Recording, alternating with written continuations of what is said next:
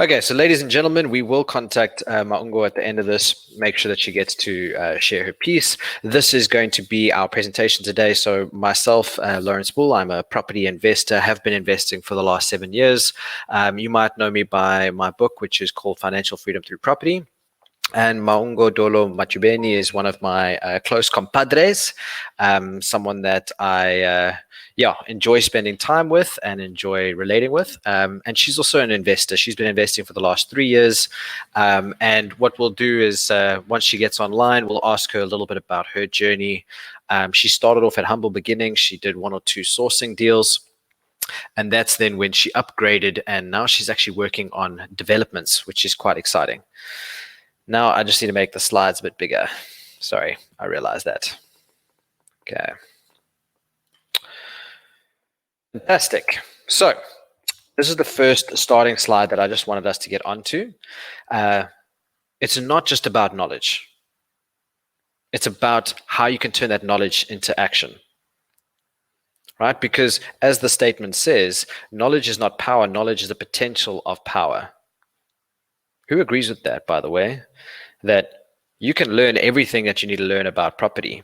You can learn and read every book and watch every YouTube video, but unless you're going to go out there, view deals, put in offers, sign offer to purchases, go to investor networking sessions, meet with people, talk to people, until you actually take action, nothing is going to change. Now, Maungo, I'm going to do it one more time. Let's see if she is online, because I'd like to bring her on, but if we are unsuccessful here, then we'll have to move on. Here we go. Okay, great. Let us invite her on screen. And I'm going to give her a quick call so that she can get to know you and you get to know her.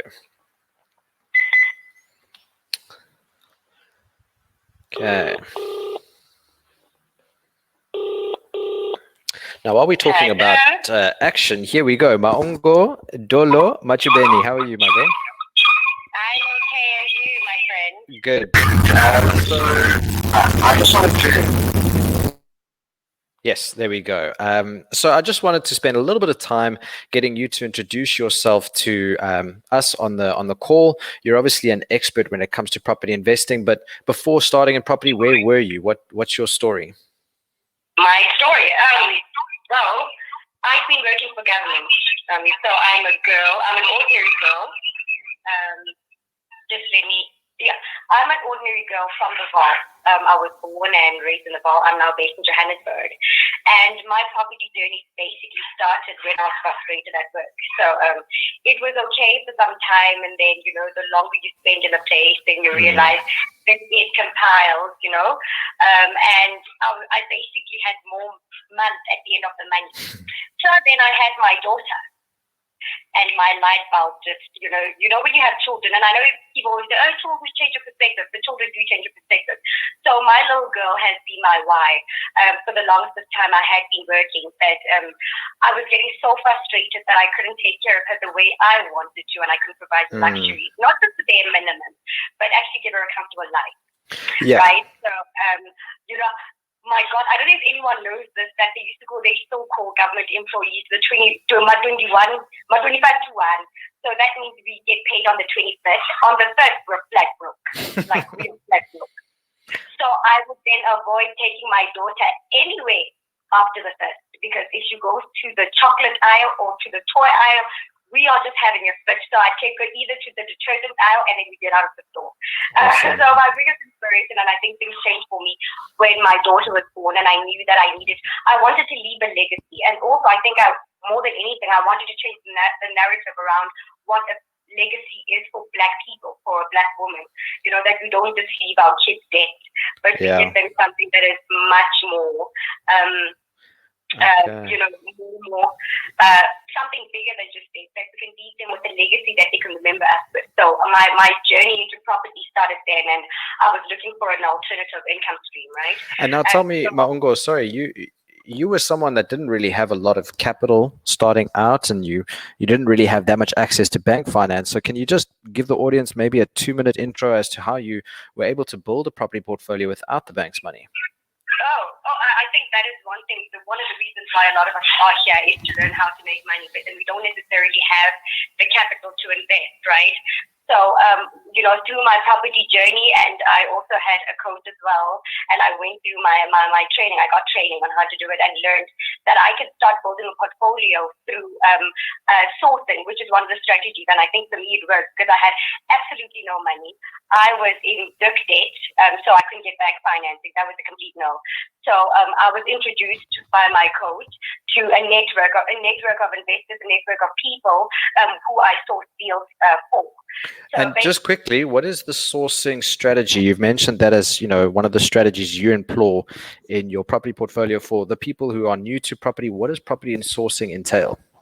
Oh, okay. So in essence, sourcing is basically you're an investor, but you don't have capital.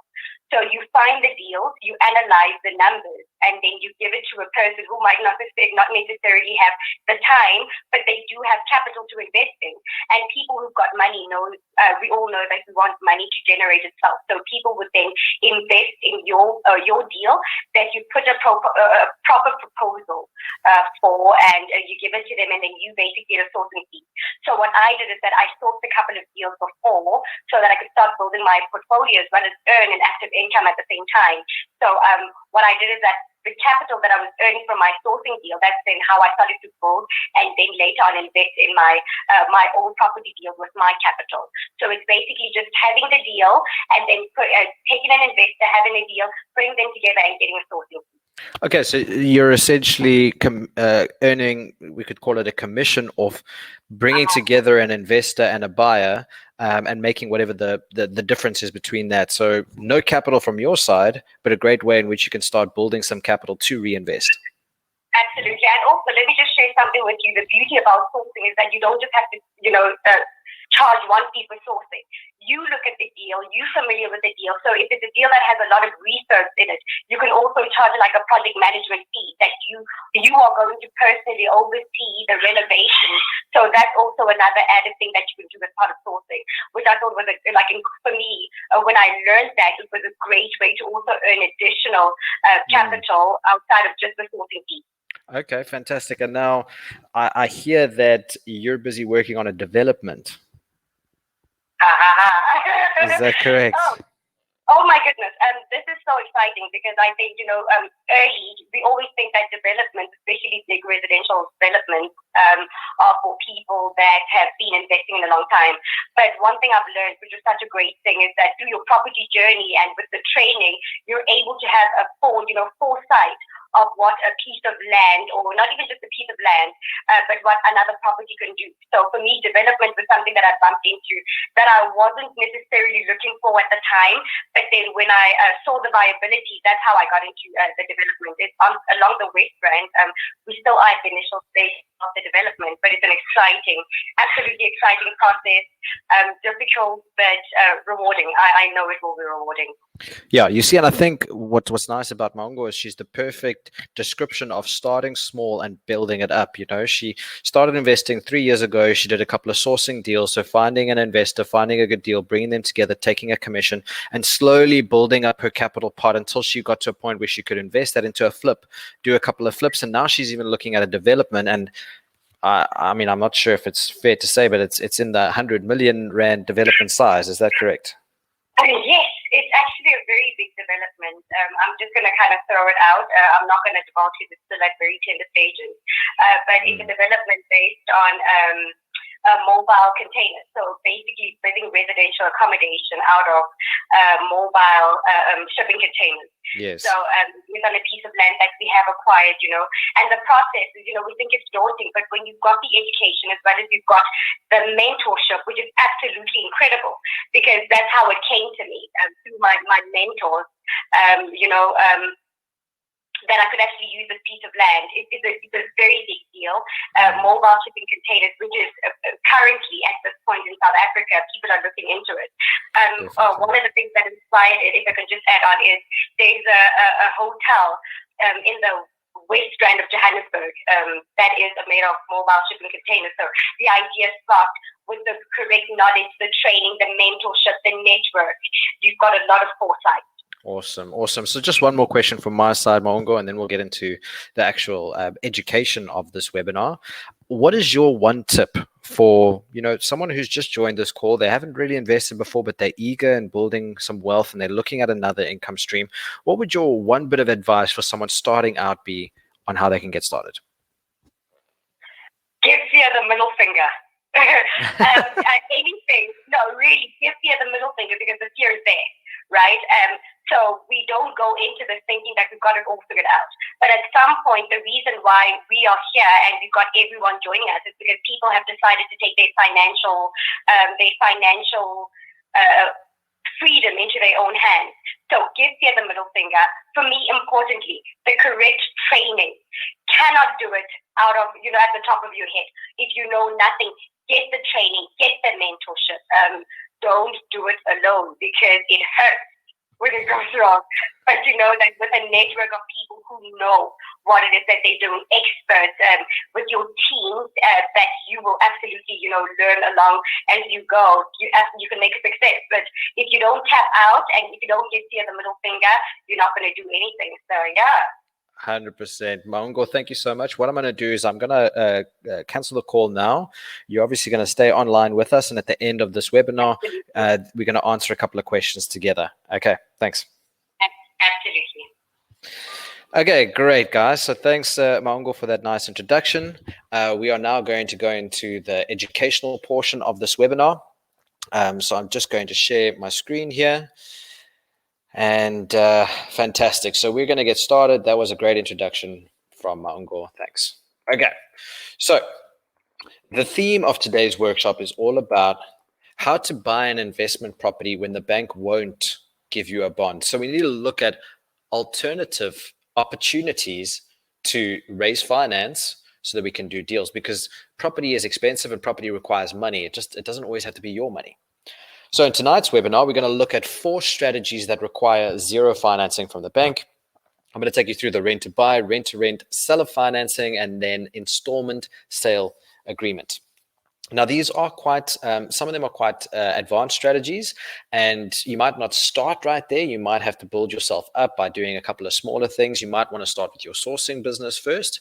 But I just want to show you the potential of how you can creatively structure a deal that doesn't actually require much money. So the first one is called the rent to buy, the rent to buy. So rent to buy allows you to rent the property for an agreed period of time plus additional payments. And at the end of a set time, the renter has the chance or the option to buy. So essentially what this strategy is you rent for a period of time, and at some point you have the option to buy the property. Now, the reason why this is good for someone who can't get a loan right now is that it buys you time, right? During this time, while you're renting the property, you have a chance to improve your credit score, right? Which the banks use as a major factor in giving you a loan. You can save up for a deposit, and you can create a business case which you can take to the bank or to a private investor and say, listen, I've been renting this property for 2 years. I haven't missed a payment. My credit score is good. Please, can you loan me the money to buy this property? So it's essentially a nice starting point for you to start off as a renter, but then become a landlord off the back of that. Now, the question is the buy to rent strategy for you? And if you answer these questions positively, maybe it is. The first one is, if you don't have a lot of upfront capital right now, this might be a strategy for you. Okay, and I'll show you with an example why that is. It gives you time to purchase in the future. So if you're in a bad situation now, you might have a bad credit score, you might have a lack of money or lack of affordability, and right now you want to get into the property market, but you don't have any capital. Again, buy to rent might be for you. You are required to put a bit of money up front. So this isn't a no money down deal. The money you have to put up front is usually legal fees. You need to get a really, really good contract in place between you and the current owner of the property that states how long you're going to rent for and when you have the option to buy and for how much. And then it requires additional monthly payments. So it's a little bit more expensive than just renting a normal property, but it's going to give you the benefit of becoming a landlord after a while. So let me show you an example. Let's say that you're looking at this very nice modern unit within the city center. Now, if you wanted to buy this in the traditional sense, i.e. go to the bank, get a loan, buy the property. First of all, you're going to have to put some upfront fees up. Things like buying costs, transfer costs, bond registration costs, some legal costs, etc. Those are, payments required to purchase a property.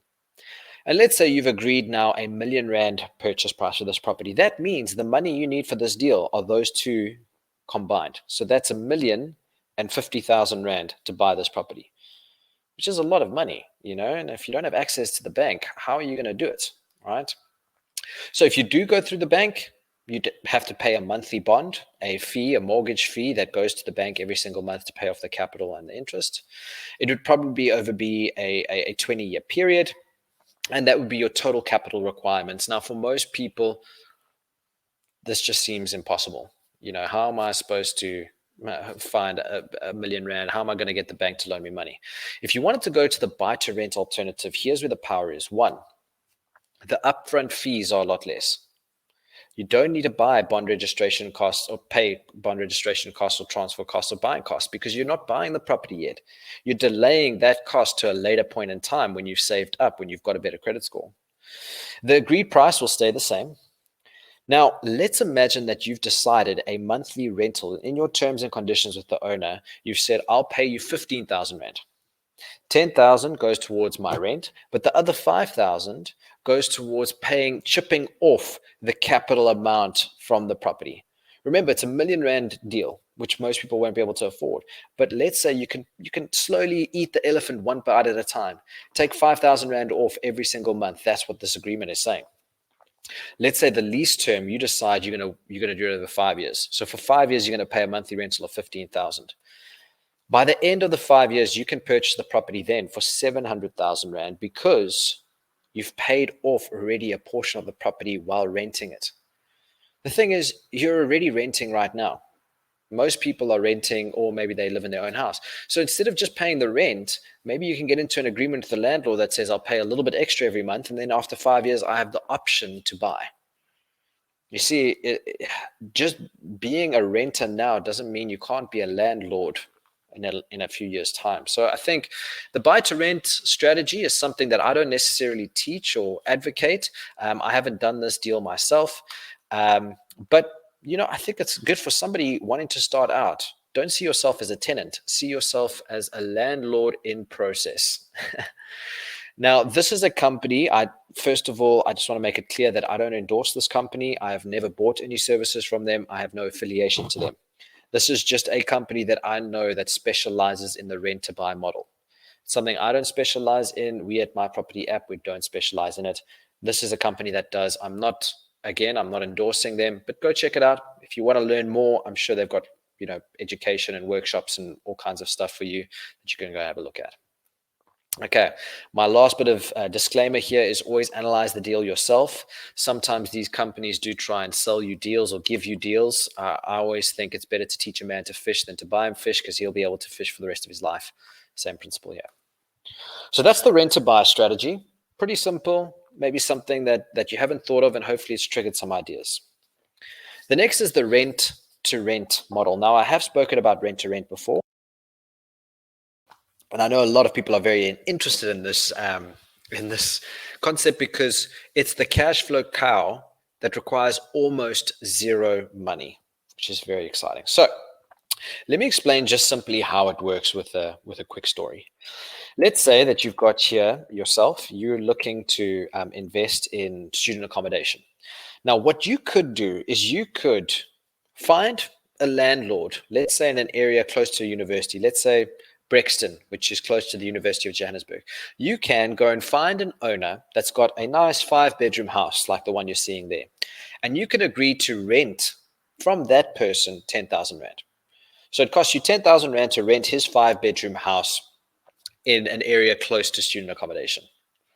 Then what you could do is you could go and find 4 students to fill the other 4 rooms that you're not using. You're just using one of the rooms. Why not then sublet the other 4 rooms to 4 students who are dying to be in the area because of its proximity to the university? So perhaps you could arrange that they pay you a rental of 20,000 rand, but you're only paying to the landlord 10,000 Rand. So you pay rent to the landlord 10,000 Rand per month, then you get your tenants or your subletted tenants to pay you 20,000 Rand. You're making a 10,000 Rand passive income just because you've been able to spot an opportunity, right?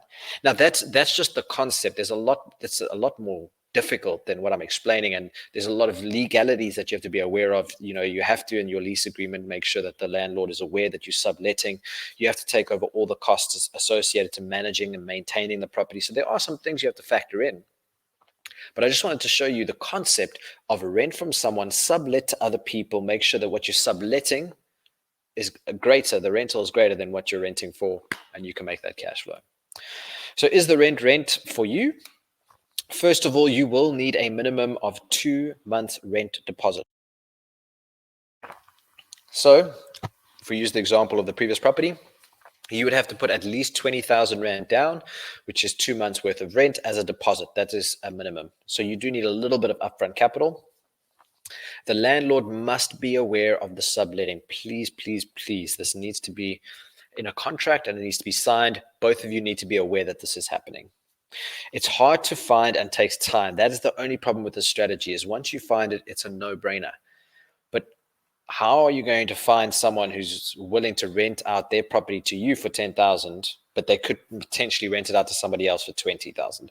So it's about finding a unique mix of the right person at the right time in the right environment. So if you don't have too much upfront capital and you've got a lot of time, this is maybe a good strategy for you to get started. Lastly, you need a really good attorney. The terms and conditions in the lease agreement have to be in a formal contract. I can't stress that enough. So here's a quick example. I have shown this deal before. I'm sorry if this is the second time you're seeing it. This is a student of mine, and he is investing in the Kenilworth area in Cape Town, which is close to the University of Cape Town. And essentially, this is an aerial shot of the property in the Kenilworth area. It is a guest house with 17 rooms. So this is what it looks like on the inside. There's 17 different rooms like this. So you can see a nice kitchen, a little cupboard space. It kind of looks like it's ready for student accommodation if you think about it. So my student came to this landlord. The landlord he just actually wanted to get out of this deal. He was tired of managing the guest house. It's a lot of work. It's early mornings, late nights. You have to be friendly to people. You have to cook. You have to plan. You have to clean. It's a lot of work. And this guy was in his 60s. So he said to my student, he's like, just rent it from me for 30,000 and you can sublet the rooms to students. You can make whatever profit you want. So this was the ideal candidate. Now the numbers, this is where it gets exciting. So he was able to rent out 17 rooms to 17 different students, each paying about 4,000 to 5,500 Rand per month. So he's making a rental of 65,000 Rand per month coming in. His biggest expense is the rent he's paying to the owner, which is 30,000 Rand. What they've also agreed is that all running costs of the property must be paid by my student. So he has to pay the insurance, the rates and taxes, the water and electricity, the Wi-Fi, the provisions, right? If the students break a room or break a TV or the geyser bursts, my student has to maintain that property 100%. So for the owner, it's great. The owner's making 30,000 Rand, doesn't have to worry about anything. The benefit for my student is they get to make 12,000 Rand cash flow, which is the rental that they're receiving, minus all of the outgoing expenses to maintain and manage the property. And there we go. They've built themselves a 12,000 Rand passive income stream out of nothing. Great strategy, hard to find. Great strategy, very hard to find. Now we've got seller financing. Now seller financing for me is a very interesting one. And hopefully I can trigger one or two of you guys just to think a bit differently, because these kind of deals are out there. So what is seller financing? This is when the seller pays the bond instead of involving the financial institution. So not working with the bank at all, but getting into a private agreement with the seller. Instead of applying for a conventional bank loan, the buyer signs an agreement with the seller. So what does that mean? Let's use the storyboard again. So let's say that we've got this person over here, and he currently has that house. And you can see that house is run down. It's in bad condition. If he's going to sell it now, he's going to probably get a lot less than than what he's supposed to get just because the property is in such bad condition. That is the perfect opportunity for a seller financing opportunity. So let's say you as the investor, you go to this person and you say, you know what, I can't buy your house, but why don't I pay to renovate that property? Why don't I pay 150,000 Rand, for example, to fix that property and renovate it so that it's back to market condition? I'll put 150 in until the property looks like that. Now the property is in fantastic condition. It's back to market value. You're looking at that and you're getting excited. Now, what's great is this property on the right is going to sell for a lot more than the property on the left. And whatever the profit is, you get to split with the seller. So let's say that you make 100,000 Rand profit from this transaction. Because you've made it more valuable, it now sells for a much higher price. You're walking away with 100,000 Rand extra. You can then split that profit between the seller and yourself.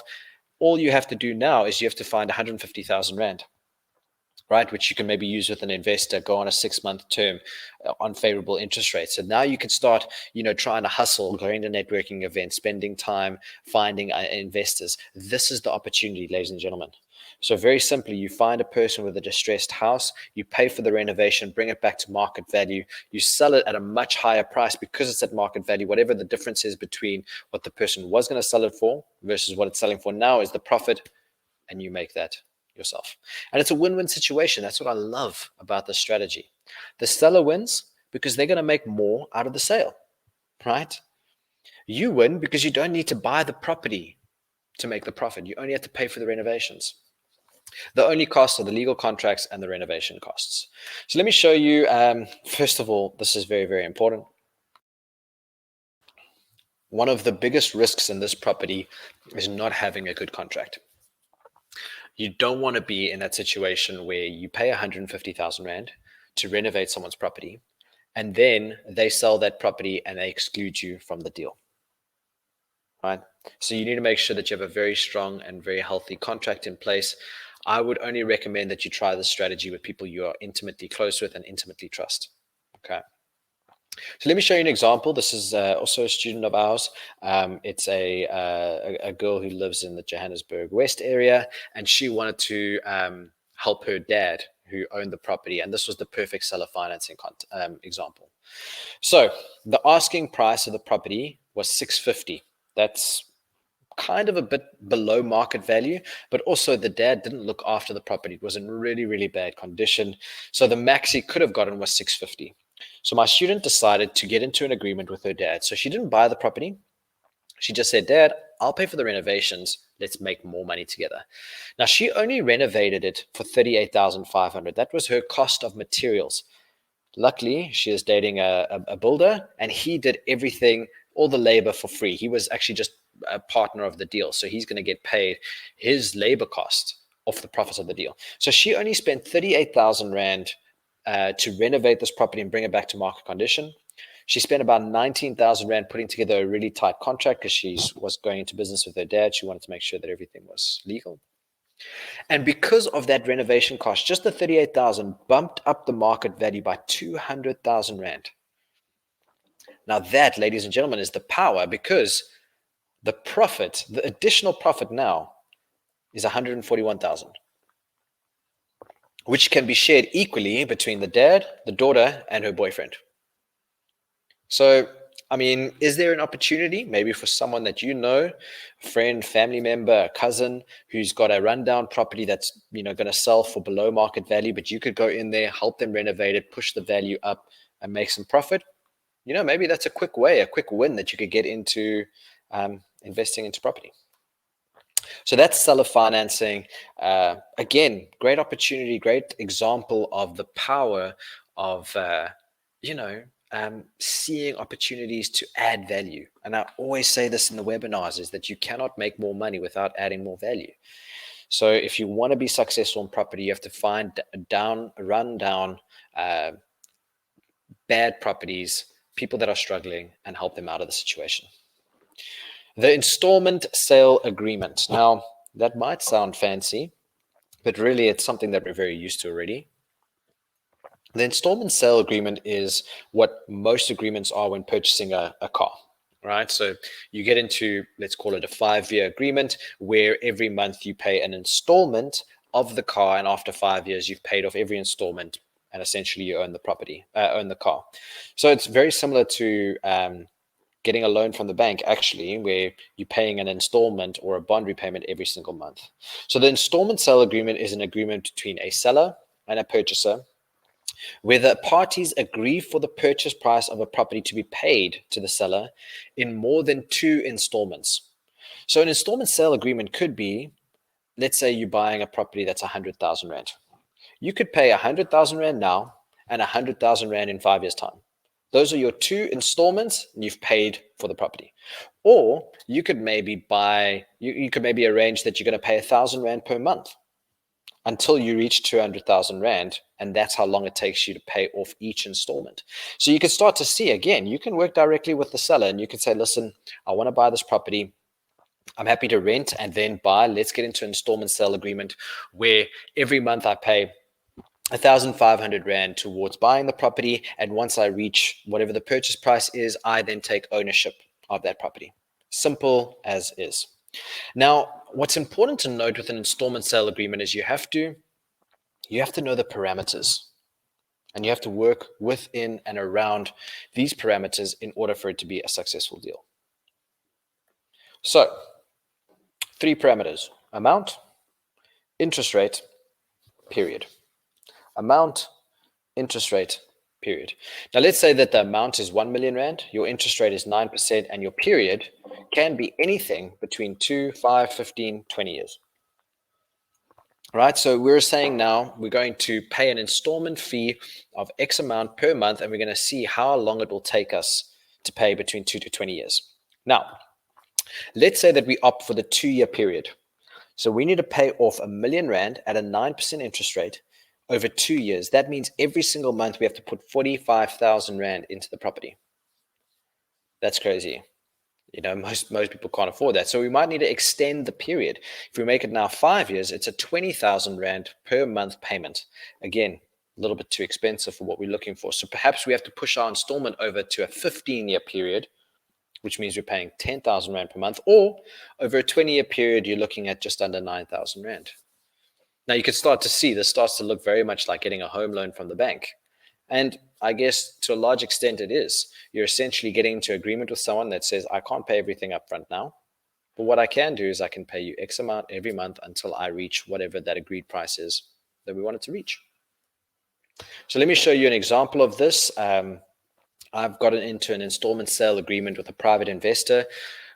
Maybe not a private investor, it's more a bridging company, bridging financing. So they essentially lend to investors. They look at multi-lets, at commercials, at blocks of flats, at student accommodation, and they loan you relatively competitive interest rates. Here, this is an area known as Rosettenville, Johannesburg South. This is the building that I've recently bought using this installment sale agreement. So you can see it's 6 2-bedrooms. So it's a nice, solid block of flats. Let's have a look at the numbers here. So the rental is 27,000 per month. There are all my expenses from rates and taxes all the way down. What you can see, the last line item there is the bond, and that is my installment monthly cost. So I've arranged with this specific investor a 15-year period at a 9% interest rate. He loaned me about 70% of the value of the property, and now I pay him 8,000 Rand per month for the next 15 years. At the end of the 15 years, that'll be my last payment. I didn't have to do an affordability check. I didn't have to work with a bank. I didn't have to have a good credit score. I just needed to have a good deal, present it to this investor in a way that he understood and that he agreed with, showed him the financials, showed him the business case, and voila. So these are the kind of options that there are out there. I'm not saying it's easy. I'm not saying that it's, possible to do a deal with zero money. It's very hard to do a deal with zero money. The one last strategy that I might just mention is about the sourcing strategy, which I know that Maungo briefly touched upon. But that is really something that a lot of you can consider if you've got zero capital. About being in the right place at the right time, bringing together a buyer and a seller, and earning a commission requires zero capital, just time. Now, when you are looking at this installment sale agreement, you have to understand that you're most likely going to work with a commercial lender. So you're not going to work with the banks like APSA, FNB, Netbank. If you want to work with them, just apply for a home loan. If you want to get an installment sale agreement, you're most likely going to work with a commercial funder or a private investor. And there's certain things that these people look for. One, they're going to expect the market valuation.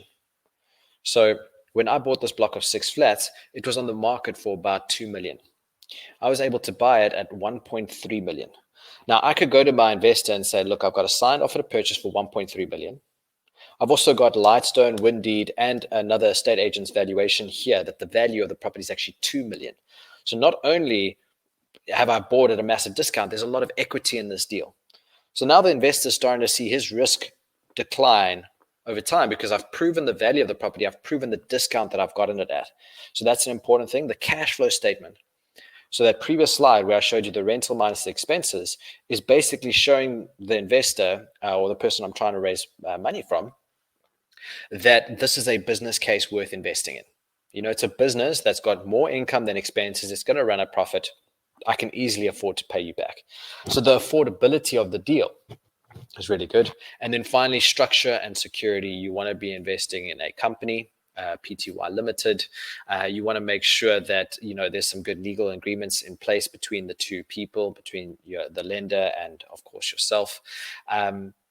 So very, very important that you've got the right kind of property attorney on board who can help you structure these deals. And then lastly, a business proposal. So once you've got the market valuation documents, you've shown that the cash flow statement is powerful, you've got the right structures and securities in place, you want to put this all into one document, approach an investor, approach a company and say, please, can you loan me R1 million and I'll pay it off over 5 years. Right? Remember, the terms change. You can change the interest rate, you can change the period, you can change the amount. You need to find a way in which this deal will make enough positive cash flow, i.e. enough profit every month, that you've got a business case to get money from. So here's an example. This is the actual property, the block of flats that I was telling you about. So this is an email from the commercial financier. He just said here, thank you for applying for the loan. We have accepted your loan. So here you can see the property purchase price is 1.5 million. That's what I agreed on this property. I needed to put 30% down, right? This specific company, that's how they work. They want you to put at least 30% of the property transaction down. They will then supply you with 70% of the rest of the money. So you can see here, I need to put in 550,000 of my own money, and then 1,050,000 will be put in by this company. And here's my monthly installment. You can see here 10,906 Rand for the next 15 years is what I'm going to be paying this person off until eventually I paid off the bond.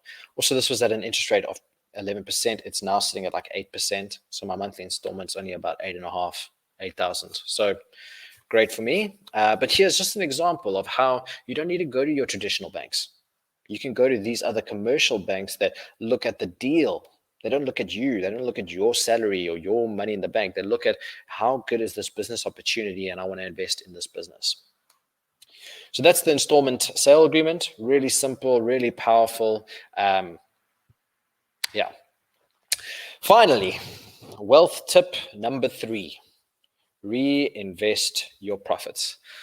Now, just before we go into the questions section and get Maungo back on the call so that she can just come and share some of her insights, I wanted to tell you about refinancing and recycling your money. Now, one of the most powerful things that I learned in property investing is that any asset that has value has equity. Any asset that has value has equity. Let's say, for example, that you have a car. Okay, you might have a nice, BMW, and let's say it's paid off. Let's say you bought it cash, and the book value of that car is maybe, 200,000 Rand, for example. That is an asset that has value, and the value being 200,000. Now, what you could do is you could go to the bank and you could say to APSA, I've got this 200,000 Rand asset. Please, can I use that as collateral to loan 200,000 Rand in cash? So what you're doing now is you're going to the bank and you're saying, I've got something of value. If I miss a payment with you, bank, you can take my car and repossess it and recover your money. You've given the bank a lot of security now.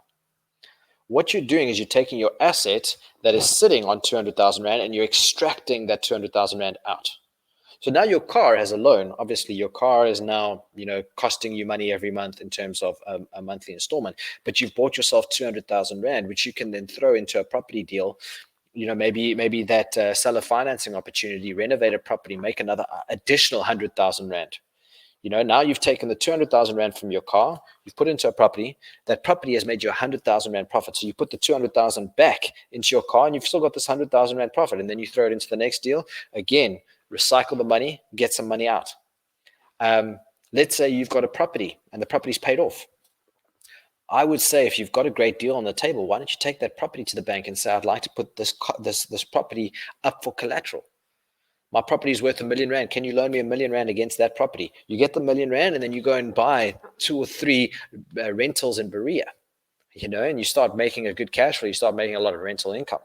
Let's say you've got a wedding ring and the wedding ring is worth 50,000. You can take that to the bank and say, here's some collateral. As long as the bank can see the value of what you're trying to pitch to them, you can extract that money out. So I think for me, in summary, we did go through a lot. Rent to buy, great little starting strategy. If that's something that you want to do, you're renting in any way now. If you're renting, why not just rent with the option to buy at a later stage? I think it's a great starting point. Second, rent to rent. Guys, it's a no-brainer. Go look for rent to rents. If you find one, do it. But make sure that you're doing it legally. And remember, it does take time to find those kind of stellar deals. You've got the seller financing opportunity. You don't have to get into a relationship or an agreement with the bank. Work with the seller directly. Number 4 is the ISA, the installment sale agreement. Again, anything that you could put into a contract is what you can make happen. So you can choose the term, you can choose the interest rate, you can choose the amount, you can choose how long it's going to take you to buy the property off. I think the worst thing that you can do is say, I don't have money, so therefore I can't start. Right? That is not true. And I think Maungo is the perfect testament to that. So just before I get Maungo up, I see we've got another 10 minutes. We do always get a lot of questions around how to get a property coach. So I'm just going to spend a couple minutes quickly talking about that. And then we're going to answer 5 questions. Okay. So first of all, the property coaching outcomes. There are 6 things that we try and achieve in our coaching. The first session is spending some time helping you create a financial freedom plan. So what strategy is going to work for you? What area? How many properties do you need to become financially free? And how are you going to get started? So that's what the first session is about. We then spend a bit of time on number analysis. So what's return on investment, analyzing a few deals, looking at a few different strategies, and basically just understanding the maths behind it. Area research, how to use TPN and Lightstone to determine the demographics of an area. How to raise OPM, other people's money, which is a great skill to learn. Legals and structures, when to buy in a company versus when to buy in a trust. And then finally, power team, how to leverage other people's skills, like your attorneys, your accountants. If you do decide to join our Property Coaching Academy, you will get access to all of our power team members. So quickly, here are our coaches currently. This is Meti, who specializes in creative finance. He has 5 years of experience. We also have Clinton Middleton, who specializes in student accommodation with 8 years of experience. We have Maungo Machubeni, who's a specialist in back-to-backs, which is about bringing a buyer and a seller together, making a commission off the transaction and not spending any money. With 3 years of experience, and then I'm a multi-let specialist with 8 years of experience. We are just 4 people who have got a shared passion in teaching people and investing in property. So we do have 2 package options. For those of you who are interested, we've got the starter, which is 4 sessions, one-on-one. Each session will be an hour to an hour and a half. You get 6 months free access to the My Property app, online tools and education. So you get access to the app as well as to our tutorial page. It does cost 12,997. That's for you and a friend or a partner. And then the professional is where you go to 6 sessions. You get 12 months of free access, and it's 19,997. Fantastic. If you want to know more, I just need to create a quick link here so that if you do want to know more, we can send you some more information. So just give me a second here. So yeah, we'll just need things like your email address, know more about coaching. Okay, so I just need to create the form here. Okay. So there we go. So if you are interested, please just click that button. It'll take you to a page where you can input some information about yourself and about what you're trying to achieve. And then we can call you back or arrange a further discussion so that you can, see what our packages are, our options are, and how you can get started. Fantastic. So what I'm going to do now is I'm just going to call Maungo. We're going to answer a couple questions and then we are done. So let me just see where the questions are. I'm going to start you at the top with the highest voted questions. Can you hear me? Yes, Maungo, I can hear you. Okay, so the first question is, let's see here. What are the risks of investing in the rental market at the moment, Maungo? What would you say are the risks of investing in the rental market today? Oh my gosh, I think the risk of investing in rental market on any day is non-paying tenants. So if you don't, you renting so that you can generate an income. So if your tenants don't pay, then you don't have an income. So that is the biggest risk. But however, there are always, through going through my property journey, there are ways to mitigate that risk. Something called TPN, Tenant Profile Network, where they basically vet a tenant for you, where they assess their affordability, they check the payment track record, a credit score. So what that in turn does is essentially make sure that you've got the correct tenants. You've got tenants that have got a track record of paying well, where they've been, so you're more likely to have consistent payment. Okay, got you. So the biggest risk in the rental market is not having paying tenants. So make sure to use the TPN report to be able to vet your tenants beforehand. Awesome. The next question that I've got here is, what are the disadvantages? So that's an interesting question. What are the disadvantages of buying the property now as the interest rates are low? What are the disadvantages? The disadvantage is that at some point the economy is going to normalize, right? So if you buy at a low interest rate now, then what happens then if interest rate gets back to normal, right? The economy is consistently going up and going down. It's never stagnant over a long period of time. So we always expect that it's going to normalize at some point. But one thing that is very important that you raised is that number analysis is critical in this game. So we always work on the worst case scenario. When we run our numbers, we make sure that you're still getting a good return even when the interest rate is normal. Got you. Awesome. Okay. Last question for you, Maungo. Is there any way to get a hold of the estate's financials, even if the estate agent is not forthcoming with that information? So the estate agent doesn't want to tell you about the property, how much it's worth, what the rates and taxes are, any of that stuff. Can we still find out that information? Okay. You almost broke off for a little bit, but can you hear me now? Yep. Awesome. Right. Look, estate agents don't have monopoly to all information, right? There's Lightstone, there's Windeed. Also, our municipalities have got registries on properties. So if you don't have access to Windeed or to, Lightstone, you can always go to the municipality. You can go to the properties department. Will definitely give you a list of. I think you hear about 35 brands.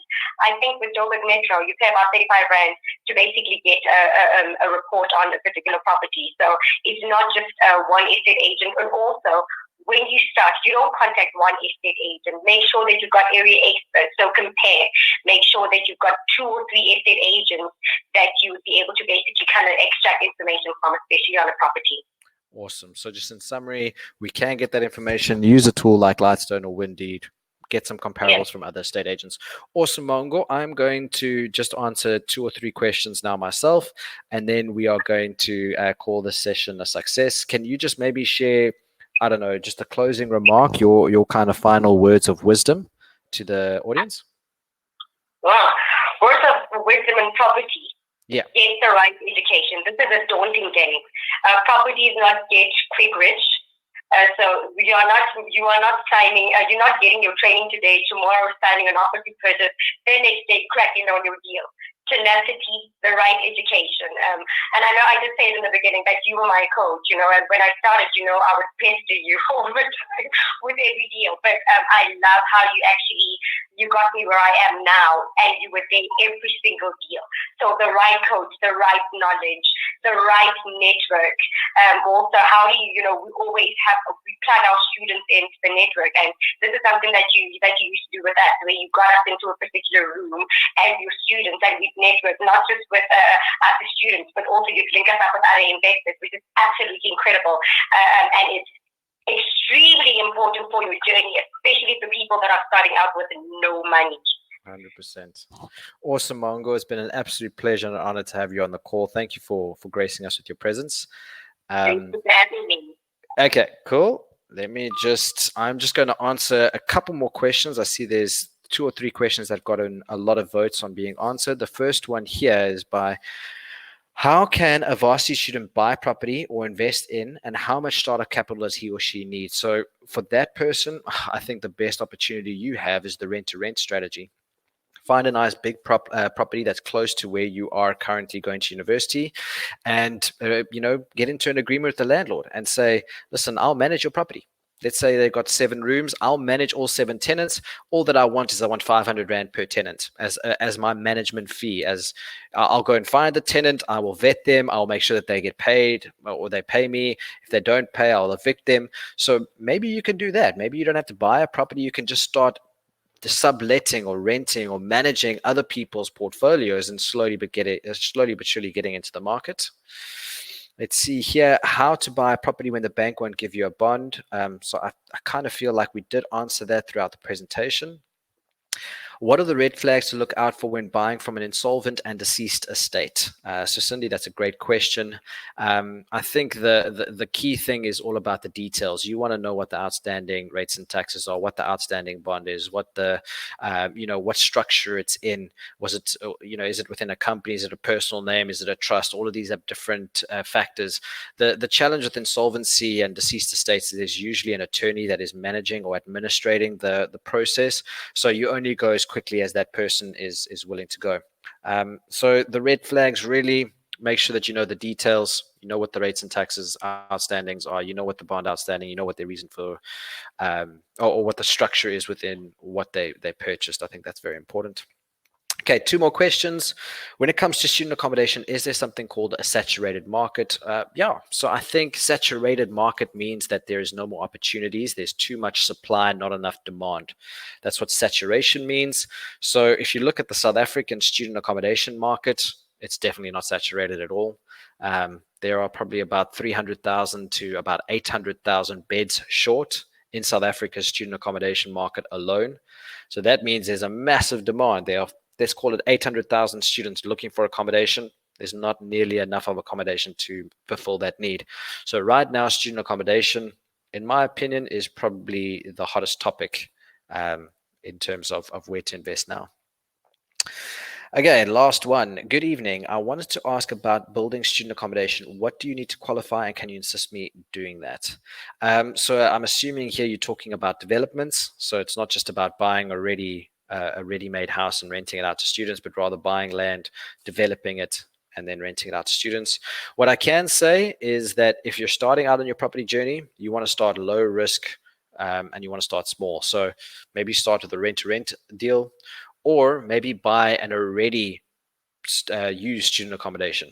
So if you can find a property that's got the right status, it's been zoned as a commune, buy that and rent it out to students. It's a lot easier and a lot quicker getting started that way than developing, because developing requires you to purchase the land. You need to have a lot of upfront capital, because the banks, they don't necessarily lend to developers unless those developers are huge and have a track record. First time developers almost never get a loan, just because the risk is too high. So that would be my answer to that one. Now, ladies and gentlemen, it is 7 p.m. I promised at the beginning of this workshop that I will keep you only until 7 p.m. So what I'm going to do now is essentially close the session.